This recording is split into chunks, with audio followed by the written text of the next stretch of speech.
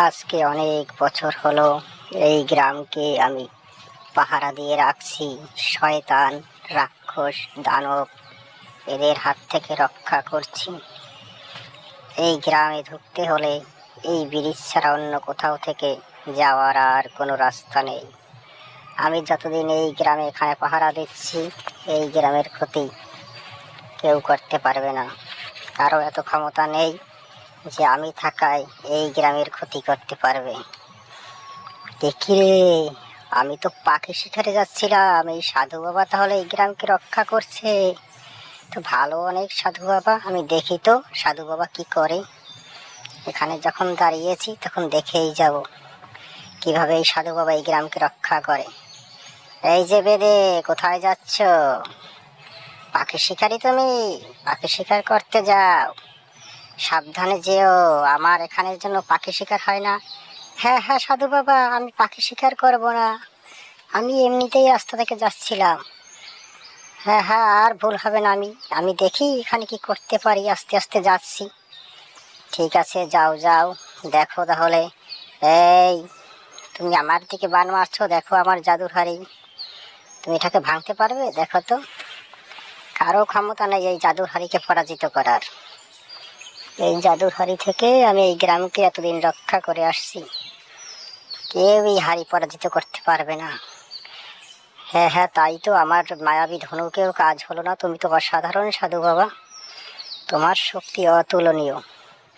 হ্যাঁ হ্যাঁ, এই দেখো আমার হাতে জাদুর খাবার। সাধু বাবা, তাহলে আমি আস্তে আস্তে হাঁটি, কি বলো? হ্যাঁ হ্যাঁ শিকারি, যাও যাও। এই সাধু বাবা তো আবারও জাদু করছে। হাতের উপরে কি সাধু বাবার?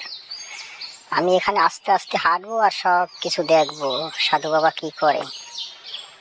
হ্যাঁ হ্যাঁ, আমাকে দেখতেই হবে, এই সাধু বাবার দিকে আমি খেয়াল রাখবো। আমার হাতের ময়না পাখি, তুই এখানে চুপচাপ বসে থাক।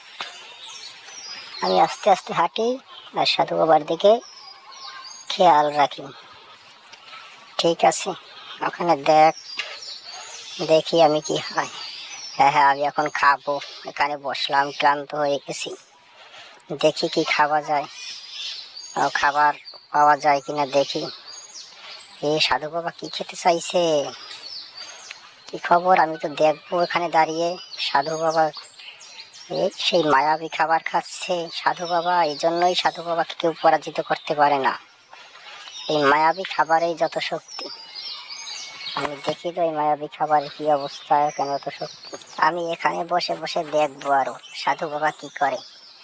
আমাকে সব আজকে খেয়াল করতে হবে। এই যে শুয়ে পড়লো, ওহো, এই পথে শুয়ে পড়ে, যাতে হচ্ছে এখানে শুয়ে থাকলে এই পথ থেকে কোনো রাক্ষস গ্রামের ভিতর ঢুকতে না পারে। আমি বুঝতে পেরেছি, সাধু বাবা এরকম সারা রাত পাহারা দেবে। কি হলো? সাধু বাবা তো তার মায়াবী শক্তি থেকে অদৃশ্য হয়ে গেল। সাধু বাবা তার মায়াবী শক্তি ব্যবহার করে অদৃশ্য হয়ে গেল। আমি তো কিছু দেখতেই পাচ্ছি না। তাহলে সাধু বাবার অদৃশ্য হওয়ার রহস্য আমি পেয়ে গেছি।